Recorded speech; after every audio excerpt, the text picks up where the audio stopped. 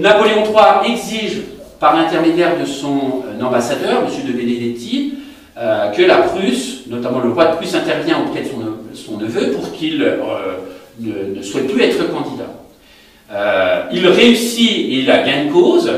Léopold de Hohenzollern, on va dire, ne pose plus sa candidature. On est à la mi-juillet 1870 et le 13 juillet, on demande à l'ambassadeur français de rendre visite au roi de Prusse pour lui demander des garanties. C'est-à-dire que le roi lui-même certifie qu'aucune candidature Hohenzollern ne sera proposée dorénavant sur le trône des rois d'Espagne.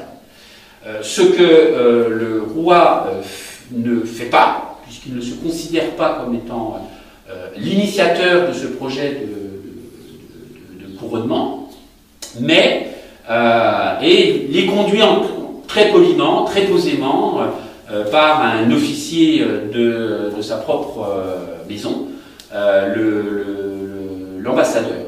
Sauf que, et c'est là que la subtilité de la communication, et on le voit avec la guerre de 70, la communication va commencer à avoir une importance, il va faire rédiger une dépêche qu'il enverra à son chancelier, lui laissant, on va dire, toute la hauteur de vue et de ce qu'on peut en faire.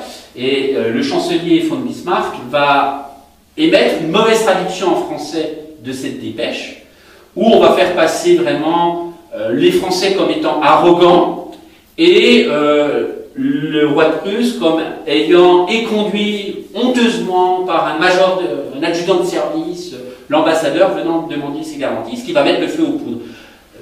Le chancelier von Bismarck dira même très clairement: on vient d'agiter le chiffon rouge devant le taureau gaulois pour les provoquer à la confrontation.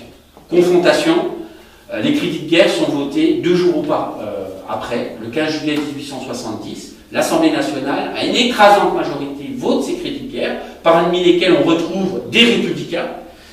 Quelques rares députés s'opposent à cela. On a notamment Adolphe Thiers et Jules Favre, qu'on retrouvera plus tard dans cette histoire.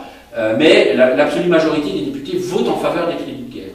Crédits de guerre votés, déclaration de guerre officielle, le 19 juillet 1870. Le Premier ministre de l'époque français s'appelait Émile Ollivier. Il aura cette phrase malheureuse, qu'on lui reprochera par la suite, d'avoir déclaré la guerre d'un cœur léger. Le maréchal Leboeuf, qui est le ministre de la guerre à l'époque, a dit tout simplement: l'armée française est prête, il ne manque même pas un bouton de quai. Les Français sont dans la certitude de leur victoire, parce qu'ils estiment avoir la meilleure armée au monde.